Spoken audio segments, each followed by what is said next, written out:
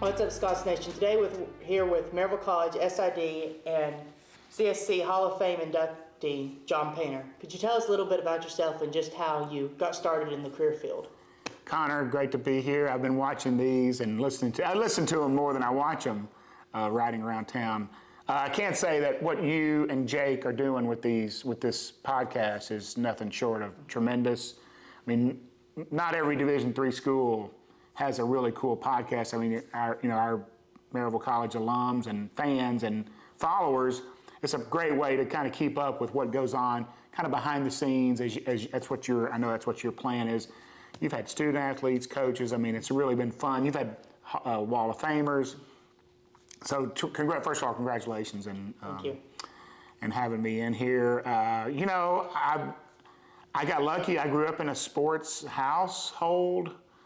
I have three sisters. They didn't play a lot of sports. They played a little bit. But my dad was a junior college baseball coach and assistant basketball coach. You know how it is, junior college, you do everything. And so we grew up, from basically November to May, we had games. I was all in on games. And, the Chargers, Columbia State Chargers, that was my team right there in Columbia, Tennessee. And I grew up in the dugout. I grew up, on the bus, road games when I could, when I would get to go. I went to games at Roane State, Dyersburg, Memphis, came up here to Walter State, Cleveland State, Chattanooga State, all those schools. And that's how I kind of got started. And then I noticed one day my neighbor, a friend of mine, he's a couple years older than me, but his name was in the paper with the Pop Warner football recap. And so I asked him, I said, hey, it was Jeff Houston. I said, Jeff, you write for the paper? That's awesome. He goes, well, I don't write. I just keep the stats at the games, at the Pop Warner games. I said, okay. So then like the next year, he came to me and said, hey, I can't do that job again. Are you interested? And I said, actually, yeah, that'd be awesome. So boom, I go over there and I'm keeping the stats, and I kept them exactly the way those box scores were in the paper.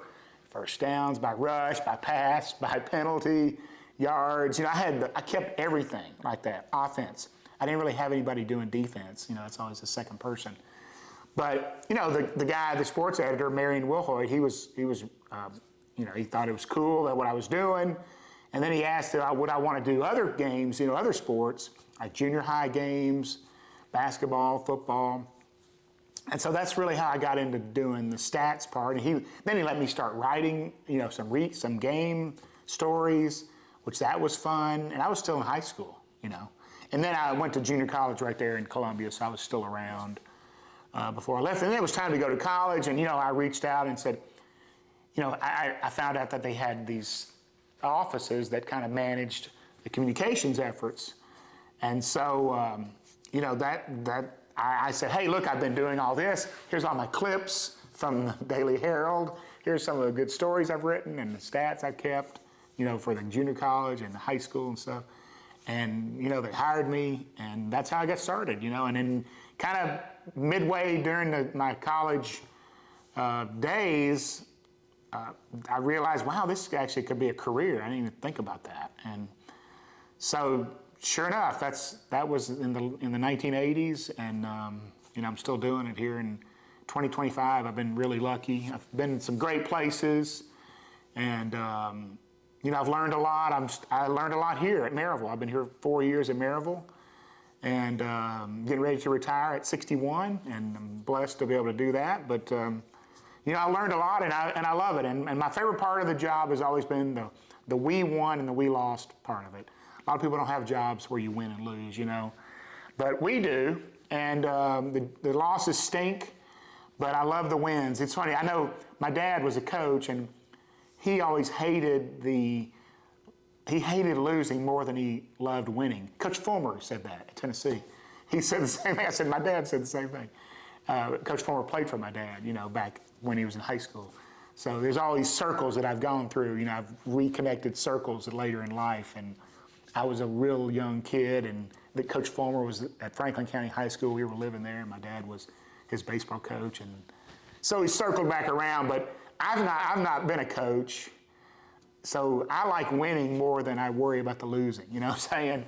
I really enjoy the wins, and you kind of get past the losses. You know, we'll get them next time, kind of situation. But yeah, it's fun. The coaches here have been great. The student athletes have been great here.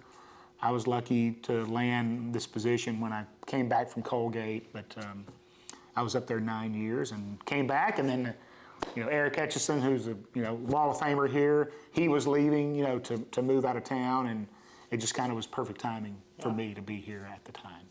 So you talked a lot about your high school years, and I know we've talked about your college years. You kind of bounced around from college to college. Took you a little while to complete. Could you just talk about your college experience for anyone looking to maybe follow in your footsteps in the sports information field? Yeah, whenever I have somebody ask me about that, I just say, did you work in the office? Did you work in the office?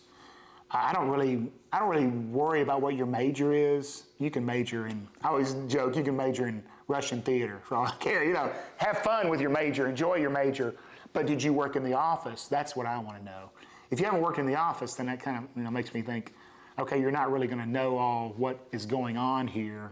Whereas that's what you've done. You've worked in the office, and it's been a big, I think you like it. Yeah. Now you may go a little different path, but at least you know what's going on with our field because you've been in the office, 365 days, what I'm saying, a year. So that, to me, that's the most important part. That's what I would say, because trust me, they're always looking for help. We're always looking for good stats help, or you want to help with photos. We're lucky here at Maryville. We got some great photographers, great student photographers, and that you don't have that everywhere, and that's such a big deal. That you've been such a star for us, because you've written recaps, you've managed the rest of the student scheduling. You made my job so much easier, and Jake's job so much easier with all you've done. But you know what? The trade-out is you learn from it, and you find maybe you realize you don't want to do this as a career, and that's okay. But you might want to do it, and if then you can kind of branch off into where you want to go through athletics. So that's kind of what I did. I wasn't sure I was going to do this. I thought I was really enjoying umpiring at one point in my college time. I thought I was going to go be an umpire. I was going to go to umpiring school. But I had a tough last couple games one summer, and I said, okay, I'm not ready yet. And I went back to college and then basically fell in love with the sports info part of it. So, yeah, I've been lucky. Like I said, everywhere I've been, I've worked with a ton of COSIDA Hall of Famers, CSC Hall of Famers, 9, I think. I've worked with 9. How about that? In the same office. That's incredible.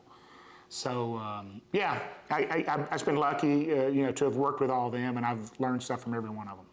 So now that you're going into the COSIDA CSC Wall of Fame, knowing that you've worked over those 9 previous people, can you talk maybe how little bits and pieces you've taken from them into now that feeling? What are you feeling going into there yourself? Yeah, no question. I worked with, I really had 3 great mentors growing, from my earlier years. I told you, Marion Wilhoit was the sports editor. Obviously, my dad was a great mentor. It was great being around his teams and stuff like that. But Marion Wilhoit at the Columbia Daily Herald, he was a great mentor. Like I said, he gave me so much freedom and so much knowledge about. He was such a positive reporter. He didn't really get after teams. He didn't bust on teams. You know what I'm saying? He was always super positive about the teams. If they lost, okay, he would say they lost, but he wouldn't push blame on anybody. And so I kind of liked how he did that. And so I was going to be a sports writer, and then I realized, you know what? I actually am too much of a positive person. I'm not cynical enough to be a sports writer. I think, newspaper reporters have to be cynical. They have to question what's going on. That's their job, and I'm glad they do it. And I've worked with a ton of newspaper reporters, sports reporters over the years, And they're awesome, and I love working with them, and that's their job. Their job is to find out the real story. My job is not necessarily to give them that story, but that's their job, and that's okay. And we all have our own jobs, and it's super professional, and that's been very rewarding for me, and I hope for them. And I'm still doing it today. I just got back from Fort Wayne, Indiana. We work with the folks that cover Division III men's basketball, and it's really rewarding, back and forth. They're helping me, I'm helping them. But so that, Maryville was a real mentor for me. Bud Ford at Tennessee. At Tennessee, I had, there were 4 Hall of Famers I worked with. Haywood Harris, a legend, Bud Ford, Debbie Jennings, and then we had a guy by the name of Larry Happel from Central College of Iowa who came and did a 1-year sabbatical with us. He's also in the Hall of Fame, but we were in the office together for 1 whole year, which was great. And so that was a very rewarding experience, for him and for us. We got to see things from a different person. He was a Division III SID, and that's where his life was. But he came and spent 1 fun year with us at Tennessee. So, and then my first job was at Auburn, David Housel, Hall of Famer. Then I went to the NCAA, Jim Wright, another mentor of mine, Hall of Famer, worked with him. Then I go to Colgate, and Bob Cornell, who had just recently retired, but he was around town all the time. He was my historian, basically, and so he was around. Roger Crosley, Hall of Famer, Bob Cornell, Hall of Famer. So I'm saying there have been 9 of them. I think I got everybody there. But so lucky for me that these people were in my life and just always around me. And what was I getting from people? Gosh, that's a good question. A guy, David Housel was very big on taking care of the people, the media, when they came to Auburn. He really wanted to show them a lot of hospitality. And he did that. So I always remember that. Bud was a very meticulous master at, he's great at records keeping, research. Haywood was he was the voice. He did PA at the basketball games. I said, wow, the SID does PA at the basketball games. That threw me. But he was so good at it at the time. And he did radio shows for so many years, he and Gus Manning. Debbie Jennings ran the women's side, and I told you, and she was terrific. And I told you about Larry Happel. So, gosh, I just have just little bits and pieces that I go, well, that's the way Bob Cornell did it, or that's the way Roger Crosley, did it. So,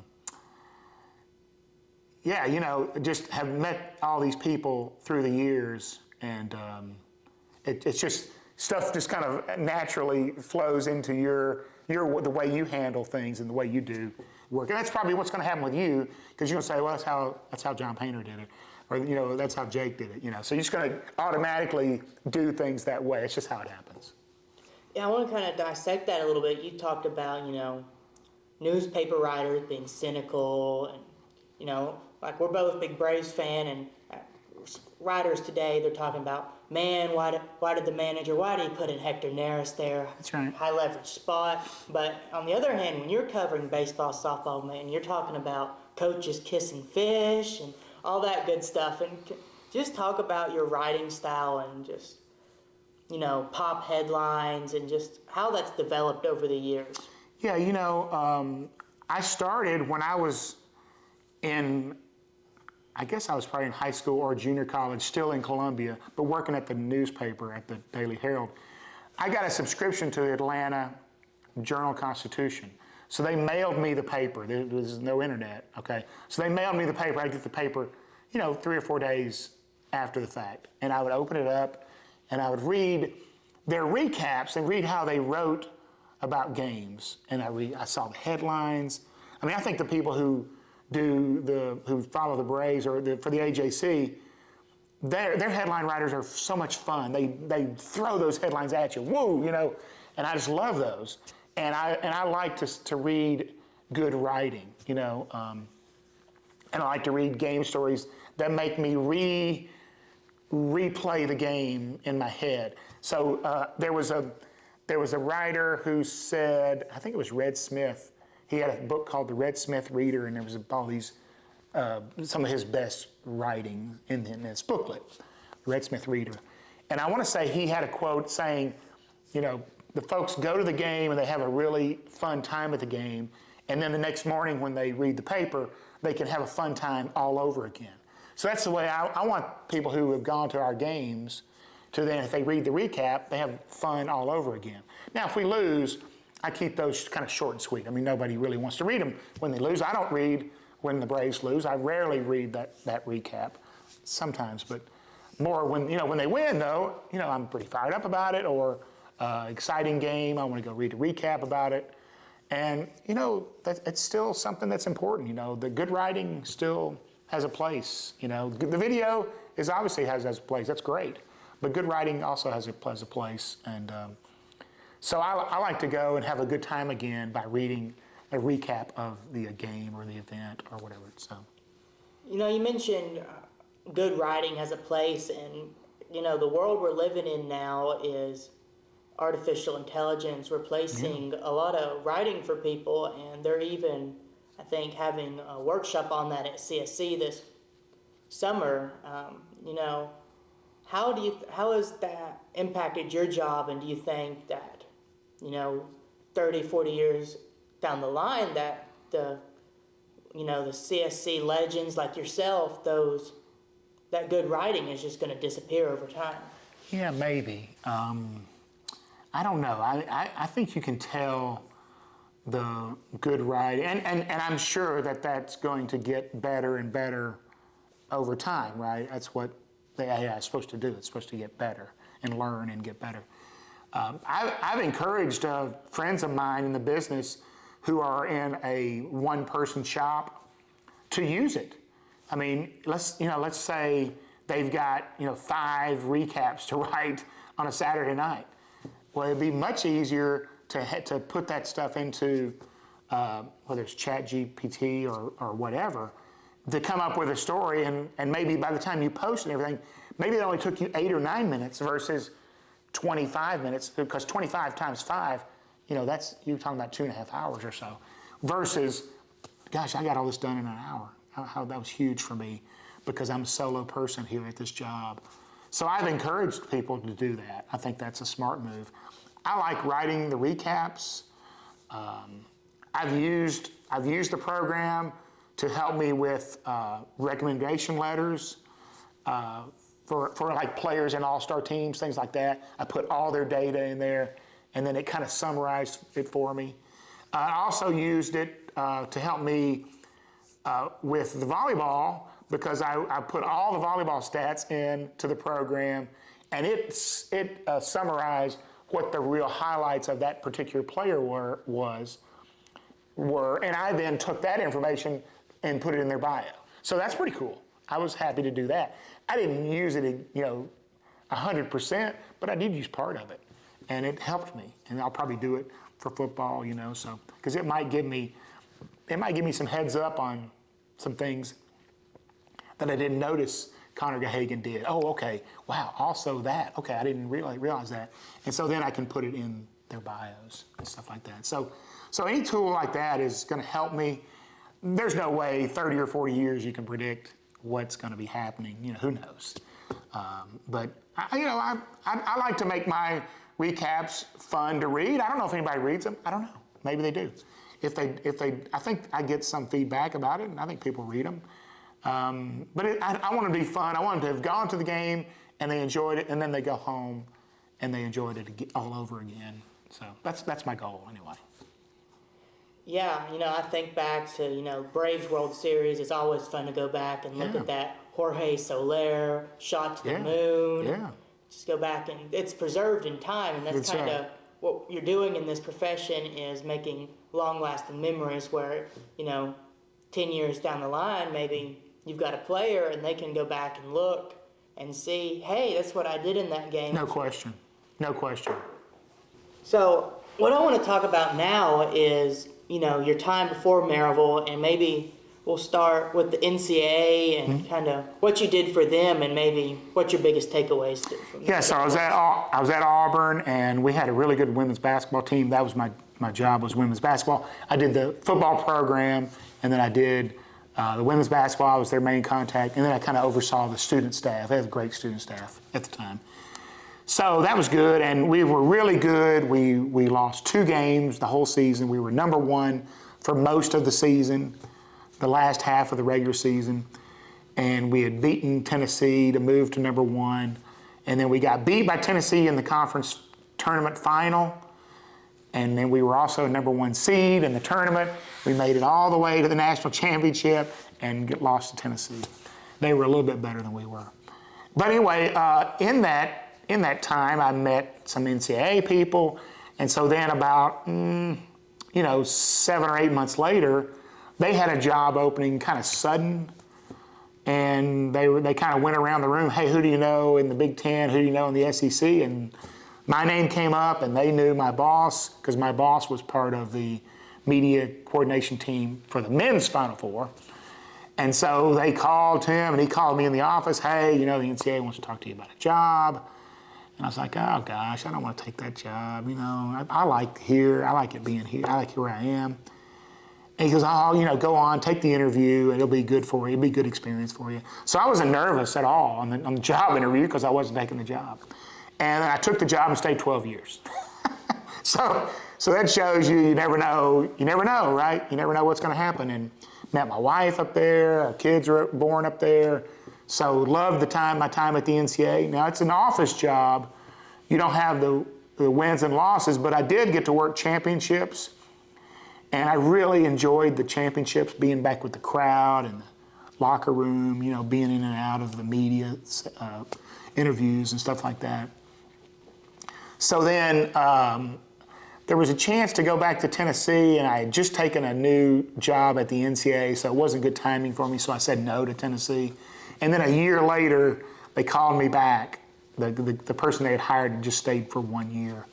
And so they called me back, Bud Ford called me back, and so we talked it over, and it was, I was like, if I say no now, I'm probably never going to get another chance. And so I said yes, and it was great. I was back into the wins and losses of games and exciting games, and boy, that was I really was exciting. And I'd grown up Tennessee guy. I thought I was going to be there the rest of my career, and it didn't work out that way. New coach and AD came in, and they had their people that they wanted, and that's their right. And so that job ended. I was there 11 years, and that job ended, and my job was to make it the best thing that ever happened to me. And sure enough, that's what happened. I landed at Colgate through about 4 or 5, 6 things went just perfectly for me. And I landed at Colgate way up in New York. And that was awesome. It was my first time in charge of the office, and I learned a lot and made some mistakes, and we had a blast. And I had people that worked for me that now work at Missouri and Penn State and ESPN and Virginia Tech. All these great people that worked for me, and they were stars, and they're still stars. And so we did. We had a great time, and I was up there, and we made it work. And my kids went to school up there, and so made that work. And then once we got through the COVID year, I knew it was time to come back and be a real husband again, I guess. And then, wow, what do you know? The Maryville job opens. Because if I come back early or come back a year later, then it wouldn't have been here for me, right? Somebody else would have been in it. So it just was the perfect time to come back. And just that's how it worked. And I've been lucky to be here, and it's been awesome. It's gone like that, 4 years. So yeah, so just it's funny. Just the last 13 years have I been in charge of the office. A lot of people get in charge, in their 20s, and they're the head person for the longest time. I didn't happen to me until I was in my upper 40s, so 48, I guess. Yeah. So talk about your time coming to Maryville, and if there was any transition. You worked really in Division I for most of your career, and then transitioned to D3. What did that look like for you, and kind of what challenges did you face? Yeah, as soon as I got the job, it felt like I was back at Columbia State. I never worked at Columbia State, but I was at Columbia State a big part of my life, and it just felt like a small campus, which was great. The gym was familiar to me, We didn't have football at Columbia State, so there's all these things that are bigger, soccer and all that stuff. So there were so many more things than I knew back then, but I felt like I had a little base of familiarity just from having grown up on a small campus like that. And, so that first year was a real learning situation for me. I didn't know how to use the website. We had a different website than I was used to using.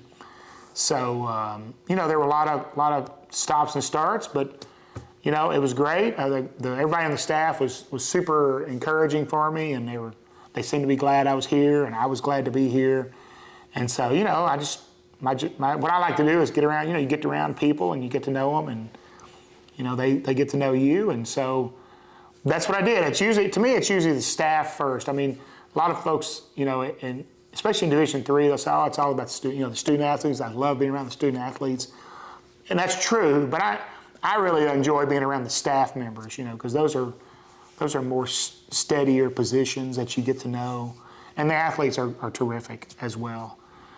But for me, it's always been getting to know the staff and being a member of the staff. It's always like being part of that team.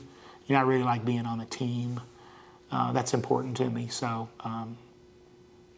so that's what happened here. And like I said, I had great mentors here that helped me, that get to know. I got to know people in the league who were veterans in the league. Got to know them pretty quickly, and they kind of showed me the ropes as well. So, I didn't come in with any kind of, I knew it all by any stretch. I never thought that.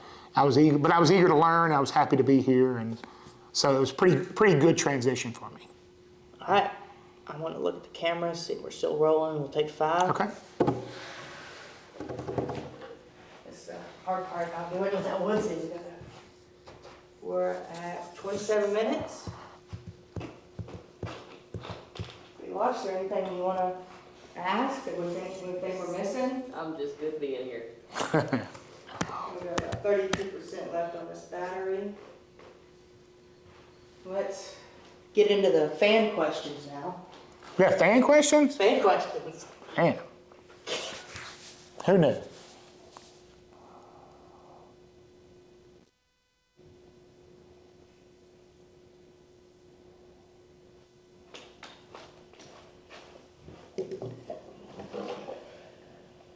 All right, so we actually sent a form out to all our student workers and staff around the office, and we had a couple responses, and we just want to ask you those questions.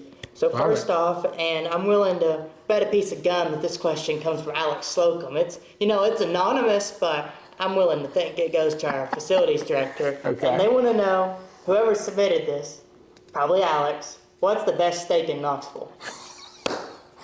I'm partial to Yield Steakhouse.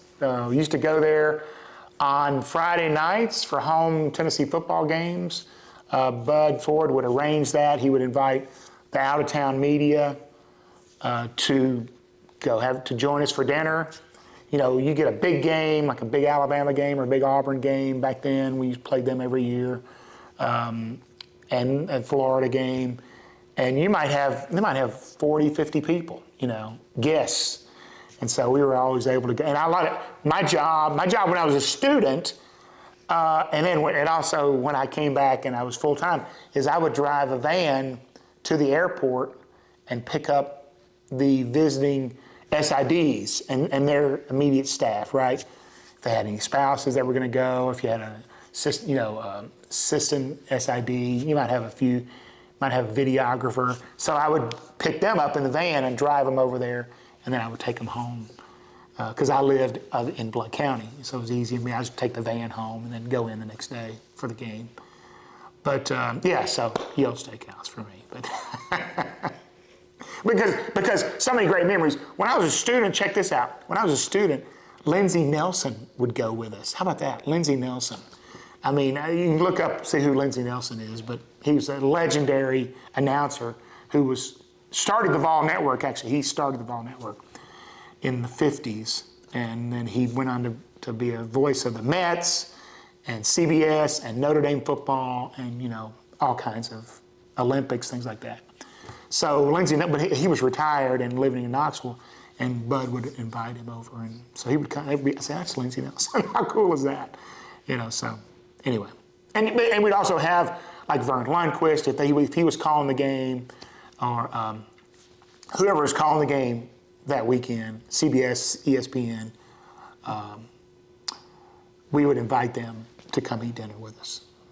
Yeah, so our next question is, what's it like to work in the sports business, sports community? What's it like to work in it? That's all I've really ever done. I told you I grew up in a sports household. We just had games. Games were a big part of our house because we either won a game or we lost a game, so the mood in the house, would be that, dang, can't believe we lost that game, But the great thing for me was Columbia State. One was really good in both those sports back then, baseball and basketball. So they won a ton of games, and they won state championships, region championships. Went to the national tournament. I think baseball went 5 times when my dad was coach. 2 years as an assistant coach, and then 3 when he took over. So they even went his last year. So when he retired, like Coach Reese does, he stayed on as a volunteer coach. He had a former player of his was the new head coach, and he stayed on as the volunteer assistant coach. Just like I said, got dressed just like Coach Reese did. Now he didn't coach first, but he was there in the dugout, mentoring and stuff. And so his last year, the year he died, Columbia State had a really good team, and one of the early season trips was to Chattanooga, and so they won a series at Chattanooga State, and they had stopped off to eat on the way back, and he collapsed, had a stroke, right? Kind of collapsed, and they got him to the hospital, and he lived for a few more months, but the rest of the season they had his jersey in the dugout, number 1 jersey. And they made it all the way to Grand Junction, there it was in Grand Junction, the jersey. And so he was able to follow the team, from where he was, from his home. But yeah, that was the last season. So it was a pretty special season, pretty special way that happened. So we got a couple more questions from our viewers. And this next one is kind of really a 2-parter. And they ask, what is your best memory been here at Maryville College? I'm sure there's a lot to pick from. Yeah, there are. That's a good question. Obviously, baseball winning a championship last year, softball success last year, basketball, the success they've had. They've been so good each year I've been here. They've been really good. And football, to watch football, what football's done to build and to win a championship last year, that was terrific. They got so many great days ahead, but it was fun to see them put it together in their last year in the USA South. That was fun to see because where they came from was, and you could say the same with baseball, where they were right when I got here. I was like, wow, we're not close to winning. And man, they built it. They built it quickly. Both those coaches, Coach Helton, Coach Fox, Coach Placeris, and now Coach Moore, what she did in such a short turnaround time for her. Those teams that had success, yes, they'd had success in the past, but where they were when they came in, they really made a pretty steady difference. And the teams, all those teams' fortunes rose pretty steadily.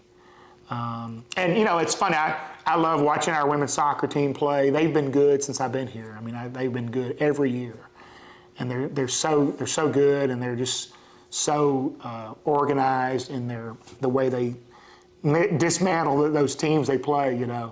And they really just pressure them from start to finish. The men have had some good years as well, but it's funny, the women's team has just been good every year, and they should keep that going this next year.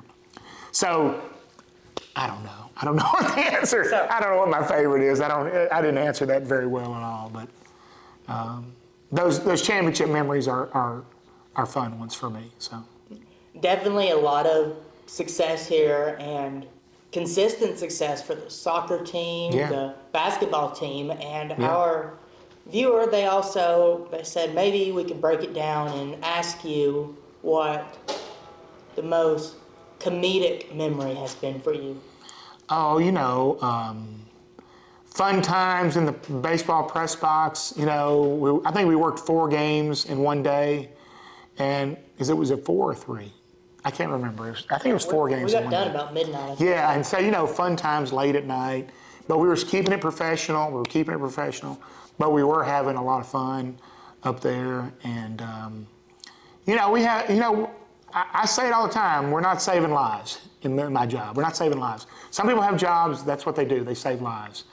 But my job, we don't. We just watch games, and we try to. We're going to keep it professional. We're not going to embarrass the school, but we do want to enjoy ourselves, and we're not going to rah it too much when there are others around. But if we're up there by ourselves, okay, we can way to go and things like that. But the no cheering in the press box rule, But it's okay. We've handled that really well, I think. Comedic moments. I mean, some of them have been at games. Some have been on road trips. Maybe we're going to meetings, and maybe we're at convention or something like that. Those have been some fun times. So in the office, I mean, it's fun in the office, right? I enjoy coming to work because it's a fun place to work. We don't necessarily. A lot of people, some jobs you look for. Oh, I can't wait till Friday gets here, and Friday's when we start working. Right? Friday, Saturday, Sunday. That's when we start working. So, but you got to really enjoy what you're doing. You got to love what you're doing, and where it doesn't feel like work. My job has never felt like work. It's just I have a game Tuesday. It's not work. I have a game Tuesday. So and we got 2 games Thursday. That's just the way I'm always thinking of it. It's not work. Mary Margaret will ask me, "You got a game night?" "Yep, got a game. I'll be late getting home." Okay. It's not work. It's just I have a game. So it's just the way I've always thought about it. And it's a good way. It's a good way to live. It's a good life to live. No question about it. If somebody's wanting to get into athletics, I think if you like being around, folks that enjoy. You got to be outgoing, to work in this kind of business. It's a people job, and you don't sit in an office with the door closed, typing on a typewriter. You're interacting with coaches, and you got to remember you're interacting with some coaches that are on a big winning streak, and they are happy to see you. And then the 2 doors down, there's a coach they haven't won in a couple weeks, and they don't really want to talk to anybody. Maybe you have to go in there and get some information from them. But you have to manage that. You have to manage the highs and the lows, and they might only be around the corner from each other. And so, but that's okay. You learn how to do that, and they're good people, and they know you're there just doing a job. Your job is to, "Hey, coach, I need some information from you." Okay, and that's how it goes. And so you're of course you're supporting them 100%, but you just kind of manage them when they're down, and you support them when they're down, and you cheer them on when they're up. Yeah, so as we end our time here today on the podcast, our last question the viewers had for you is, as you prepare for retirement, to get your Lifetime Achievement Award, your Hall of Fame Award, what impact do you want to leave at Maryville College as you ride off into the sports information sunset? Oh gosh, I mean, I hope they think I enjoyed my time here. I hope they think I made a difference. I didn't set the world on fire, but I just like to, I've liked being here and getting some things. I've been able to research a few things. I've had my old boss, Bud Ford, he researched all of our football scores. We now have all of our football scores with the correct date and the site on our website. And so that's great. I've got men's basketball back to 1979 or 78 or something like that. So I don't have time to go through and do all those. And I think now we're pretty close to having all of our soccer scores on there. So I'm happy about that. You know, volleyball, I think we can get those scores on there. Women's basketball, we want to get those on there. Then you got softball and baseball. So my plan is, even after I retire, to sneak over here every now and then, do a bunch of research for them. You know, there's records that need to be put together, whether it's softball records or volleyball records. You know, I think there are records that we can get together. Football's got a pretty good list of records now, and basketballs are pretty good. Men's basketball is pretty good too. But other sports deserve that as well. I just haven't had time to get to those. And so my hope is I can get over here. I live 4 miles away. So come over here and, donate my time. And I guess I got to buy me a laptop. So I haven't thought about that. So I got to get me a laptop. And but I hope that I can sit back there where you sit. You'll be long gone off to the big time. And I can sit back there and, do some research, and hopefully, that helps out the people who are working here, and I'm sure I'll be working some games as well, and I probably won't work them all. They won't need me to work them all, but if they ever need me, I'm happy to help them out. I mean, I know how it is, man. You need good help. Everybody can use good help, and so hopefully I'll be that person, and that's my plan. Well, thanks a lot for being here. It's kind of been tough to rope you down, every time we say, hey, JP, we want to get you on the podcast. What did I say? SID should be seen, not heard. And, we come back and say, well, you're going to be on a podcast, so you're going to be seen, but then you're also going to be heard, so you need to be heard and not seen. So it's just a little different thing every time. That's right. So, yeah, thank you for doing this. I'm glad to do it. I was messing around with you that you got other people better than me, but it's good. It's good. I'm glad. I'm glad this podcast has come to life through you. I hope it continues when you're gone. Hopefully that'll be the case, and we'll have an up and coming student that'll want to take over for Conaga-Hagan. So big shoes to fill there, no question. All right, thank you guys for watching. If you're watching on YouTube, make sure to hit our notification bell and subscribe. That way you don't miss any future episodes. If you're on any of our platforms such as Spotify, Apple Music, or Amazon, make sure you also subscribe there, and you'll get a notification every time a new episode drops.